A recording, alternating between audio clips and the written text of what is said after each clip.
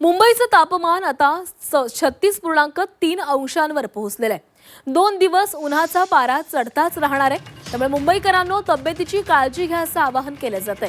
मुंबईत शनिवारी कमाल तापमानाचा पारा 36.3 अंश सेल्सिअस होता। हा हंगामातील आतापर्यंतचा उच्चांक आहे। पुढील 2 दिवस तापमान 34 ते 35 अंशांच्या दरम्यान राहण्याची शक्यता आहे। शहर व उपनगरांमध्ये कडक ऊन व गरम वाऱ्यांमुळे नागरिकांना घराबाहेर पडताना त्रास सहन करावा लागलाय। सकाळी 11 ते दुपारी 4 या वेळेमध्ये उन्हाचा चटका अधिक होता।